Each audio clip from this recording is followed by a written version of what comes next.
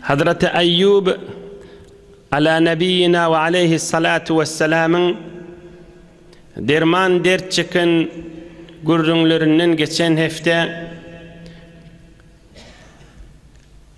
bir miktarı aydıllı ve bir hafta şefa tapacağını hizmetine yetirir dedik. Bir gurrunun arasında kalıptı. Şeytan, iblis tamam nökerlerini çağırıptır. Hem nökerleri şeytanla uyuşup özlerinin baştakları iblise aydıptırlar. Ey başımız näme bolýar sana ýöre kıýgırdyň hemmemizi çağırdyň diýipdirler. Çyğırdyň diýipdirler. Onun şu Eyyub ala nebiyina ve aleyhissalatu vesselam şun derdi artdygyça hiçni azyryp bolanak diýipdirler. Diýipdir şeytan. Onu olar aýdypdyr, sen mekrin, sen hokka ýoluň kän. Önkü ummatları azırşın yali, bunu azırıp başarmadın mı? İblis aýdypdyr, batala zalika kulluhu fi Eyyub. Aslan zat yol alıp başarmadım, Eyyub'a alıp başarmadım. Bir zeyrendiracaqtım. Ay ben näjere bolýar bir diýdiracaqtım. On diýmedi, mert sabırlı bolup tu diýipdir. Oğlanın şoğu gitti, mal garası gitti, sağlığı gitti, dostları gitti, ilgün gitti. Yakacağıdı, rahimat diyen heleyi bilin. Hudaya şükür deyip sabır makamına otiyorlar. Oham ol beyliki nöker şeytanlar aydıptır. Yanına kim var? Yanına zinanası var. O şoň sünnen barda azırcak bol Eyyub peygamber diýipdirler. Asaptum, hay dogry aýtdyňyz, zinanasynyň üstünden azırcak bolaýyn diýipdir. Hatta atal la'in imra'at Eyyub ala nabiyina ve aleyhissalatu vesselam faqala ayna ba'luk ya amatallah. Aham şeytan Eyyub peygamberiň zinanasy bir zat getirmäne gidenni öwünden çıkıp ey Allah'ın bendesi hay gırnak diýipdir, hay zenana diýipdir.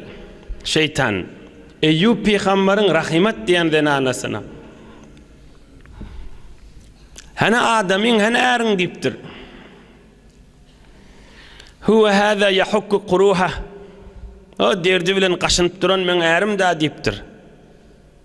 Şikefe aýdanna şeytan ajap yol tapdym diýipdir. Näme? Huwa hada yahukku quruhahu. Ay derdiň sinne gaşynyp batanna diýipdir, zeyrenjegini bilipdir da. Şikefe eşitenne ha muny azyrsaň boljak diýipdir. Zeyrendirseň boljak diýipdir. Hani siz ozal mal garaňyz bardy. O gitti hemmes diýipdir. Hani oglan uşak o hemmesi gitti diýipdir. Şeytan beter tamaly bolupdyr. Bolmaýar ki bijire diýipdir. Siz bir açılmaly ki bugünden diýipdir. Äriňde şu derdiň içindemi adamyňda diýipdir hawa. Onna diýipdir, "Gow ýolay deýin" diýipdir. Aňsatjak rahatda açylýaňyz işiňiz diýipdir. Näme etmeli diýipdir zinanasy. Onna bir bismillah diýmänjik diýipdir, bir dogoryň damagyny çalsyn diýipdir, rahatça açylýaryň diýipdir. Ya bir içerim suwuny bismillah diýmän içsin diýipdir. Allah'ın adyny tutman içsin diýipdir, bilgeşilje.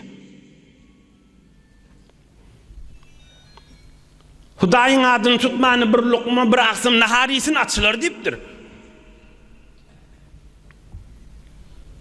Yoksa da diýipdir, Hudaýdan başga zada bir secdedasyny diýipdir. Kulala waliya diýipdir. Bir buto bir zada bir secdesini maňraýyn ýerde goýsun diýipdir. Tüz şeytanın halis aýtýan kefida. Gaýtaý deýin, ey jemaatlar, men aýdyp beren gurrungyny görüň. Biz zaňar bir betbaht, bir Allah'a uğran bir şeytanın aydıp duran kefini ver, bir malın damağın çal, yürüytü damağın çalmalı, Bismillah aytmani. Bile dura. Bile dura Bismillah diymani bir su iç ya bir ağzın bir çörek iyi deyiptir. Ya secdet Allah'dan başka kişi deyipti. Yine şeytan niyelleri, vasvasa diyelleri, mıdam senin maskara yolun geliyordu, maskara etmek yoluyla. Bunu kısaca bir dersin, aydeyin inşallah iyidini yine alıp gidersin. Olaqan vasvasasının yolunun biri, adamı bir zat kökü diye bir yol, men peydamşın içine didiriye. Sonra kızerlerin yada salmaya. Öynün bereketini ayıracağın yadına salmaya. Gül yanak erheli ya oğlun şok ya enata ya doğuncuk bolup yaşap durulların yattan çıkar ya. Dünyasının bereketi gidip, kabrının nuru gidip, kıyamadın nuru gidip, iki dünyanın avurra olacağın yadına salmaya. Fakat şun hakkılını bir zat yadına salya, şeytte över diye. Oham sonra o pakirde şuna ağırlansa, o zerer çek ya da hay kenara geçip oham lakkıllap gülüp onu maskaret ya da. Acap men kefime men vasvasama ağırlanını diyeyim. Niçe yaş gülyanak oğlanları var işleyen yerlerine şeytanın kefine ağırlanıp ağzı burnundan çıktılar. Taş yerlerde işlep verin gülala Türkmen oğlanlar. Bir bolur olmadığın kefine gidip ne kadar bereketi gitti bir tofar güllüne odan oğlanlar var. Necire Avreyli enatası Allah Allah dik geçen gelirler var. Şehre göçüp ya ovan içine bir bolur olmaz bir bidirek boydaşın kefine ağırlanıp imandan çıkıp gittiler. Ne deyip sen erin sen tevhil almayan olsa insan niyazı ve mehabbet edip başlayadı. Halis şeytan başlayadı.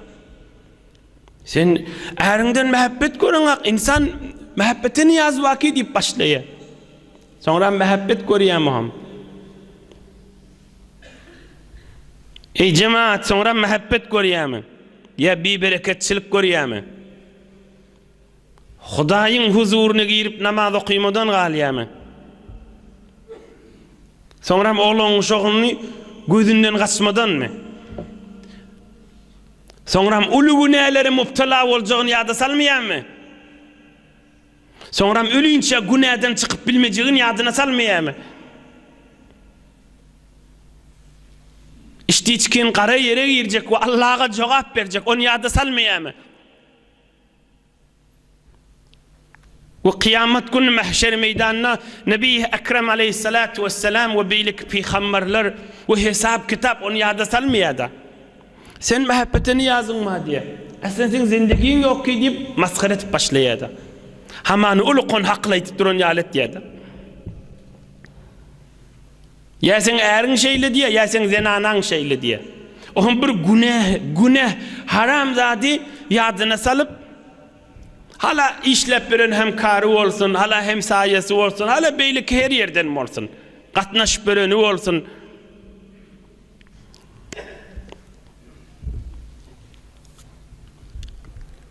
Bir peydası bağımı kadidirip bir yana iltiye ohum şonu hile edip de biyavrey edip de hay beylek geçip gülüp duruyor da şeytanın ediyen işi.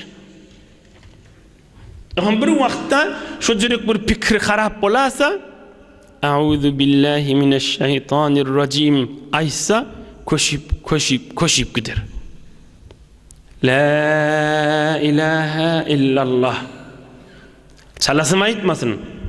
La ilahe illallah, la ilahe illallah men tesbih saniyen yoğun etmesin. La ilahe illallah. Bir haram zadın mehabbeti yüreğine düşüptür çıkarıp bilenak zindigin içinde. Dermanlar aydıp durulan görürün. Hayırlanın bir nuskadan.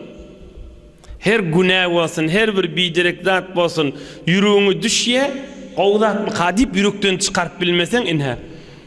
La ilahe illallah. Şu mana ben aytmaly. Hudaýa senden başga çyn gowurýan zadym ýokdur diýip. Şonu gowurmak ýüregiňden çykar. La ilahe illallah. Hudaýa senden başga ibadet etýänim ýok diýdigi-de, emme bir manasy senden başga çyn gowurýanym ýok diýdigi. Her zady gowursam Hudaý üçin gowurýan diýdigi. Ýene bir bar aýdyň. Bir günäge bir zady girişipdir, aýyryp başarmasa, hawlukmanjyk otursun gije ya günni zol pikirine gelýär-de. Şo pikirine gelenne La ilahe illallah. La ilahe illallah. İman kelimeni aýsyn hawlukmanjyk gursagy nurdan dolu bolar. Bu kadar işläp beren oglullar Gülýaly oglullar ozal bir zalymy kefini gulak açyp kimdigi belli-de Pahirjykla agzy burundan ýüzi gözden bereketden galdylar. Innikle allanmasın. Ine geleyliň Eyyub peýgamberin gurrüňine. Şeytan denanasyna waswasa etdi Eyyub peýgamberin denanasyna. O bir bismillah diýmen damakçylyk göbersin. Bismillah diýmen bir içerim suw içsin, ya bir zada secde etsin Hudaýdan başga zada. Gülale bolar diýipdir. فجاءت تصرخ يا أيوب حتى متى يعذبك ربك هم ذنانسي أيوب پیغمبر ozul beni derdin içinde kaşınıp bati yortup kaydıptır hey Ayyub diptir haçan etseliysen azabını tegine yaşamalı diptir hani bir Hudaý sana rahmet mi ya mi diptir hani sen açılmalı mi diptir eynel veled eynel sadiq eynel levn eynel cemal hey Ayyub hani oğlun uşak gitti diptir hey Ayyub hani yüzü özün avadarlığı diptir hani sağlık hani katnaşıyan dostlamız hemme zat gitti elimizden diptir qallyk sürüp ikimiz diptir on zeyrenip gelişinden Eyyub peýgamber binätiýe bir öňkü işine gidip gelýän zenanada heran galypdyr Eyyub peýgamber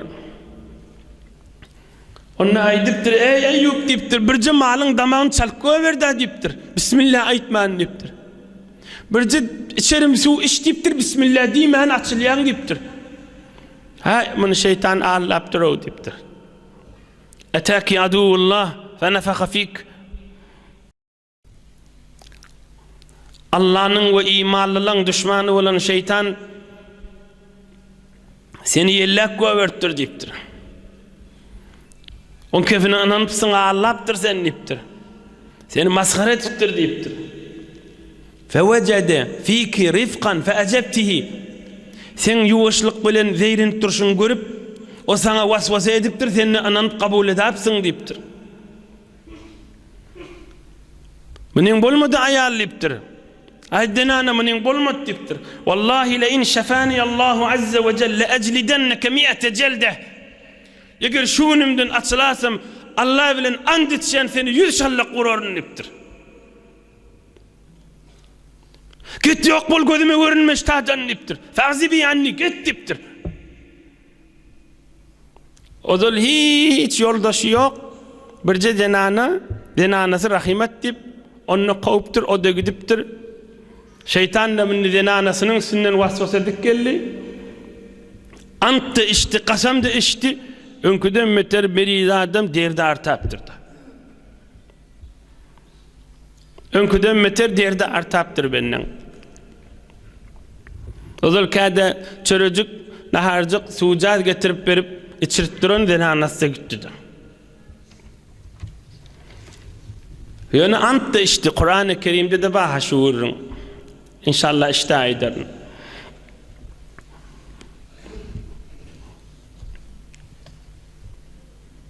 İnni zenanası gitti, Eyyub peygamberin de derdi arttı. Ohum zenanı gitti şehre gaşin, şomuğun iki doğunu geltir Eyyub peygamberin. Kana li Eyyub ala nebiyina ve aleyhissalatu vesselam ahavani. فجاء فقاما من بعيد فقال أحدهما لآخر لو كان الله تعالى علم من أيوب ما ابتلاه بهذا. İki doğanı geliptir. Aham beyrekte durup ikisi pıçı gurrun etiptir. Menne Eyyub peygamber eşitip önküden bitir yüreğini ağırtıptırlar. Doğan niptir. Eyyub peygamber Eyyub diye dağlar.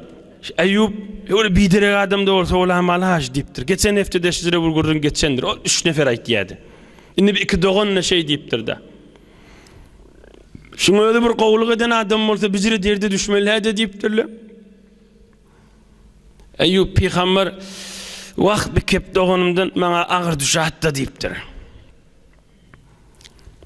لو كان الله عز وجل علم من أيوب خيرا ما ابتلاه بهذا. Eyyub'un bir qowluğu var olsa şüdürü olmalı deyiptirler. Yüreğin tütüdaptırlar. Bir kısaca bir ders aydayli.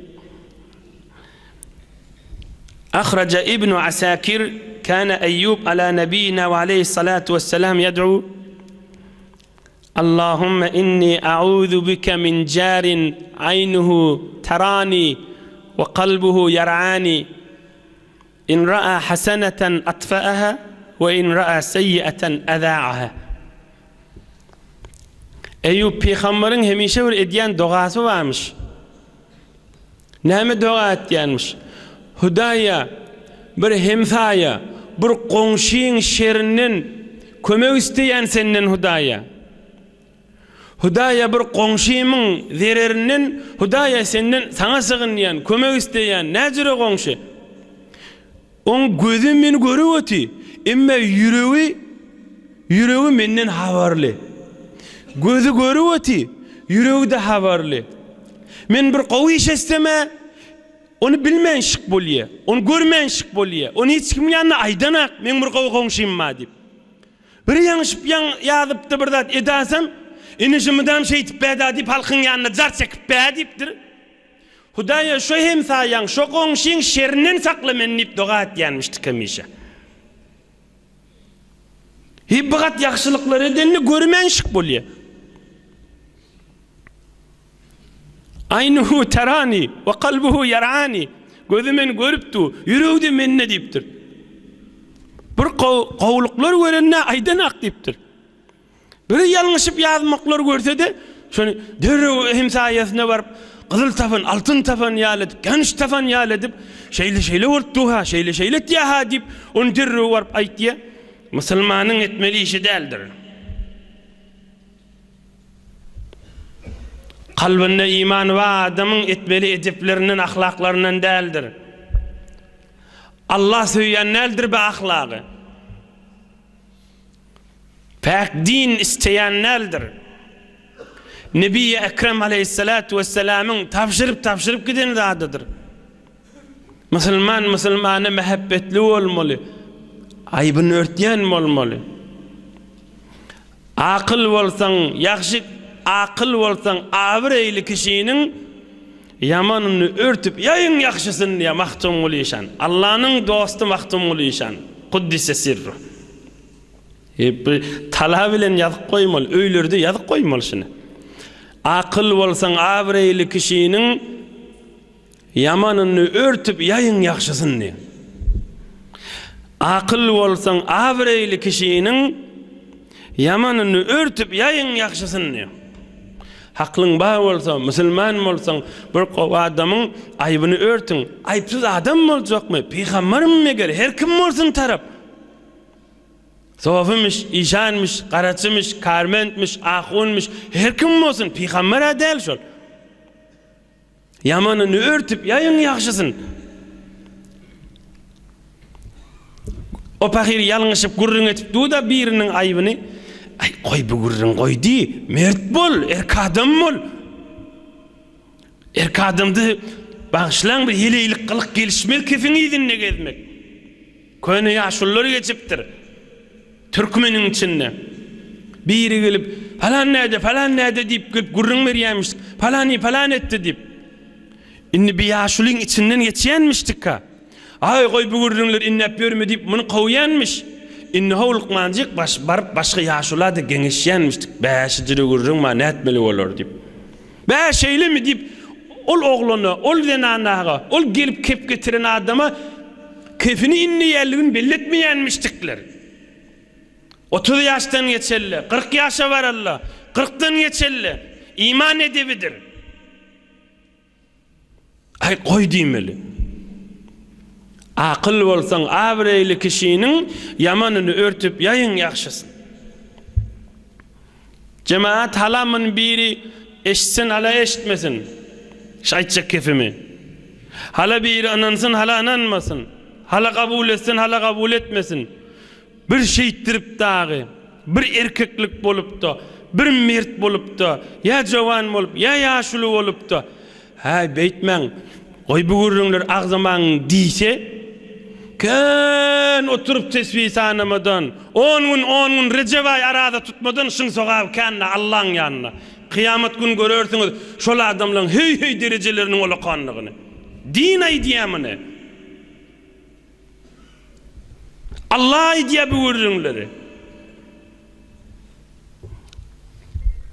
Ahlagynda bir musulmanyň hormatyny saklamada sowap bolmak. Yok, mert bolmak diýe adyna, sowap bolmak diýme. Şayet şun ýan gaýtýan ýaşullam edafa nefil tesbihleri ýok bolsun, edafa nefil zikirleri ýok bolsun.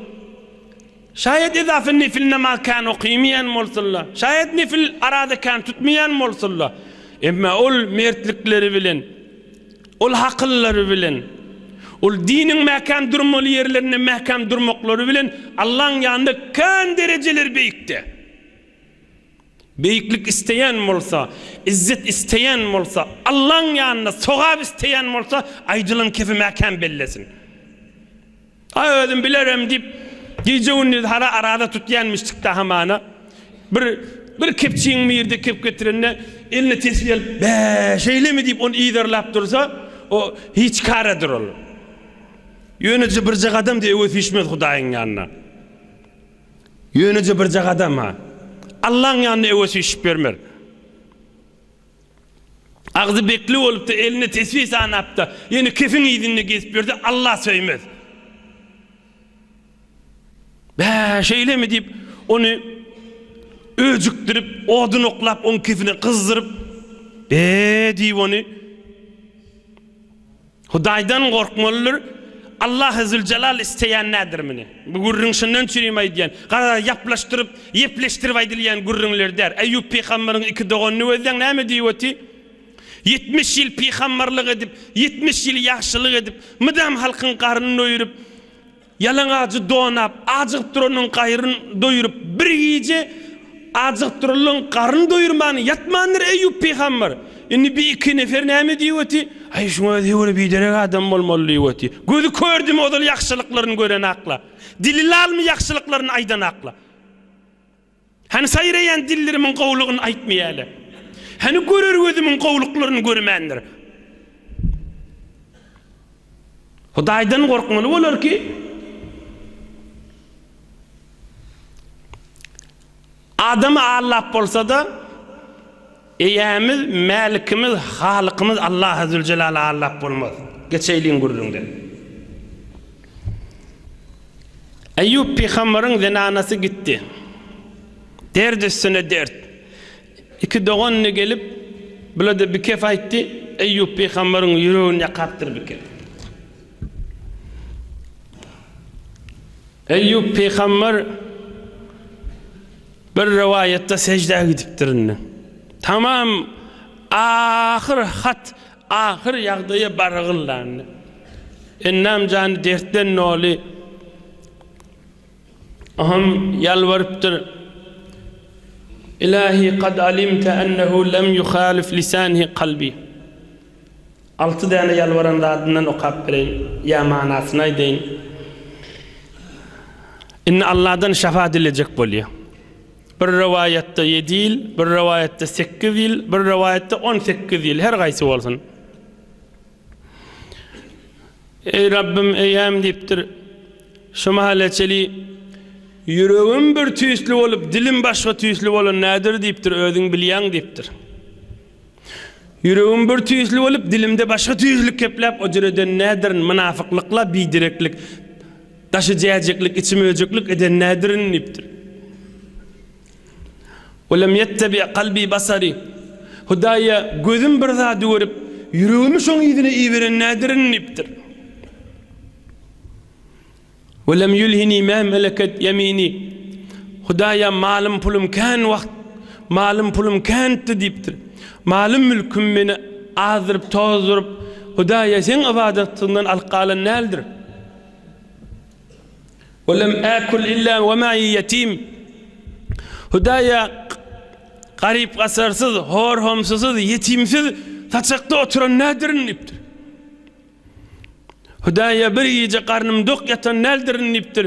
Doýup ýatjakda bolsam, döwrügimde azyp aç ýatan ýok dämi diýip habaryny sorap ýatdym diýipdir. Hudaýa diýipdir, täze don giýen nädirin giýjekde bolsam, donsuz, koýnöksiz, eginmaşsyz adamlara eginmaşyny eberip ohum giýdim diýipdir. Ohum secdägide kana A'udhu billahi mineşşeytanirracim. وأيوب إذ نادى ربه أني مسني الضر وأنت أرحم الراحمين. Secdägide kana Hudaýa mene zerer ahyryna ýetdi, sen mehriban maňa şafa ber diýipdir. Hudaýa şeytan inni meňden anamy da ahallap maňa da eziýet berýär. Messeniye şeytanu binusbi ve azab. Bir de Suriye saatte. Şeytan maňa inni dürtüşüp ahyryna barşdy bu diýipdir. Allah Azze Celal emredipdir, urkuz biricilik. Hada muğtaselun baridun ve şarab. Ey Eyyub ýokary qallypdyr. Ayagyň menen bir dep bere diýipdir. Defirjikdi, ayagyň bir dep bere diýipdir. Bir pilli fenýaly defipdir. Şotadan çogyp suw çykypdyr. Ene sawjak suwdur diýipdir.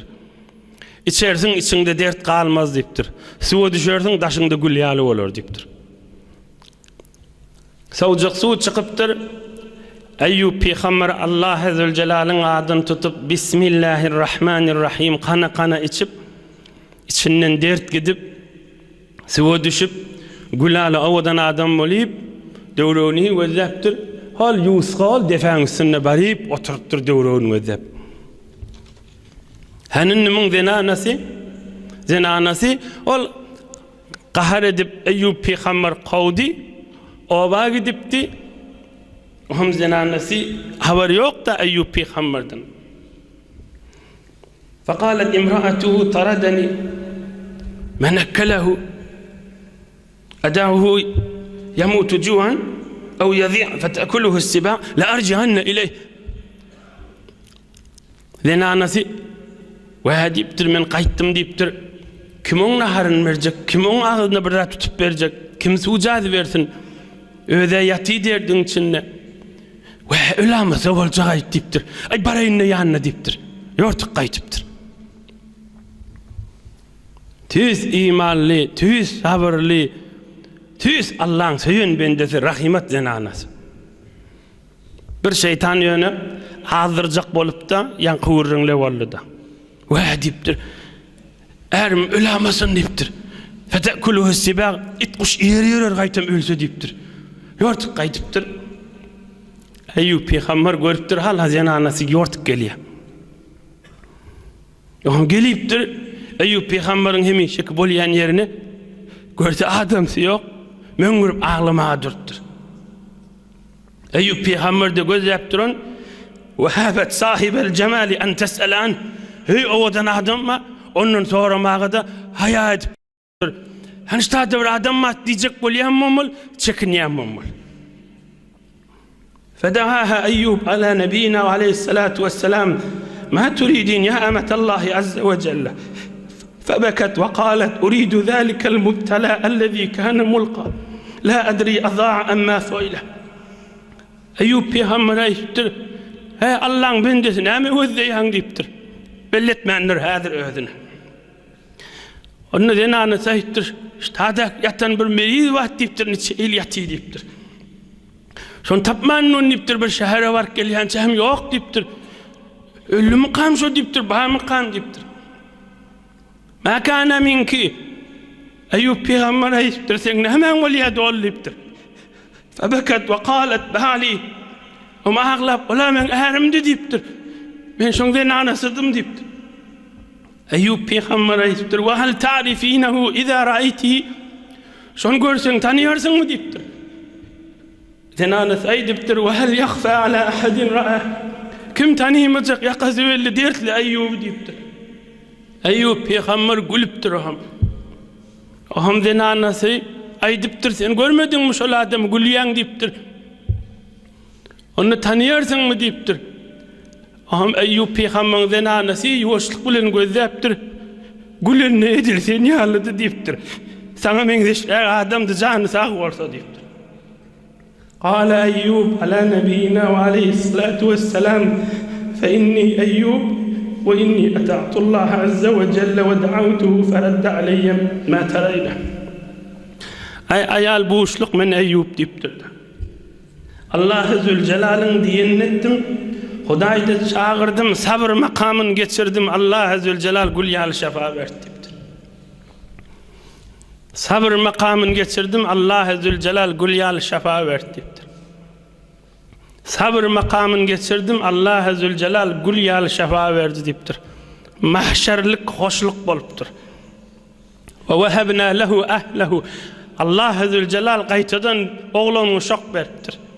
Eyyub peygamber'e sağlık, zinanası sağlık, oğlunu şok evlatlar veriptir. Ve zikra li ulil elbab. Ta kıyamata çeli sabr Eyyub dipti, kıyamata çeli muhur vasılan büyük insan olmalı oluptur. Eyyub peygamber dert çeken ve dertleri geçiren ve sabır makamını geçirip de Hudayın Taala'nın şu dünyada şefa gören büyük insan oluptur. Dünyada şefaat tapan büyük insan oluptur. Geçen hafta, anırkı haftede Eyyub peygamberin gürrünün mukaddemesi deyip aydılandır. Kan gelirler, kan erka adamlar, kan zenanalar, ya özleri meriz, ya mariz saklap, şudur şuna 12 yaşında, 20 yaşında, 30 yaşında, 40 yaşı çeli doğuptur derdin içinde ululan çağası var. Tamam derdin içinde. Şu çağası da dünyadan geçenle yine şun dədesi ya enes gözünden yaş aktırıp bağlamız dünyadan gitti deyip otiyorlar. Eyyub peygamberin derecesini görürler inşallah. Ama Eyyub peygamberin and içerliği. Eyyub peygamber and çıktı. Allah bilen kasam olsun, eğer açılsam sana 100 şallak vurarım deyiptir. Gülale olli Eyyamid Huday Taala emrediptir Eyyub peygamber'e. Saat surasında Eyyub peygamberin gürrününe başı. İnne Kur'an-ı Kerim ve khuz biyedike zigthan fadrib bihi ve la tahnas. Ve khuz biyedike zigthan fadrib bihi ve la tahnas. Ve khuz biyedike zigthan fadrib bihi ve la tahnas. Ey Eyyub diptir Allah-u Zülcelal. Zinanan qovdenana diptir. Sen hamdaydın da hamdaydardı. Şükredin de şükrederdi. Bir gedek Allah'ını onu desen and içtin diptir. Andını devme diptir. Yöne zinanan da 100 şallak vurma diptir. 100 tane çiğbi uyuşurdu bir gedek vur diptir. Men Huday senden kabul etken andından da çıkyan diptir da. 100 şallak vurma lal vurma mına diptir. Ve khuz biyedike zigthan 100 çiğbi uyuşur diptir. Bir vurağa diptir. Men Huday kabul etken 100 vurduğun hesap edecek diptir. Yine bir andın azamatının görürünü. Andın eteğinden bir herhal çıkmalılığının görürünü. Özünü ovadarrak kökecek bolup, doğurrak kökecek bolup, Hudayın adına tutarası yoktur ha cemaatler. Men yuhadi'illah azze ve celle yakda'hu. Hudaýa allajak bolup, Hudaýa oýunajak bolup, walla billahi ay kasam içen, ay walla diýse, Hudaý kasamyň jogabyny jezasyny berer diýipdir. Biziň almaly derslemese. Eyyub peýgambera ol imanyny gayret edip andyşdy. Şeytana ağlanacak bolýanmy diýip şeytanyň waswasasyny mäkam kowjak bolup andyşdy. Ýene de Hudaý andyňa wefa et diýdi. Ýöne 100 şeýle üşürdi bir wuraga diýdi. Ýene de wefa et diýdi. Bir wurulüňe men girmäne mal wagt ýok. Allah azze celal koklasa inşallah inniki fursatlerde. Hudaý taala ýaşaýyşyňyz nur bereketden dole etsin. Hudaý taala Hazreti Eyyub peýgamberiň nur fayzy bereketinden biziň üstümüze ýagdyrsın.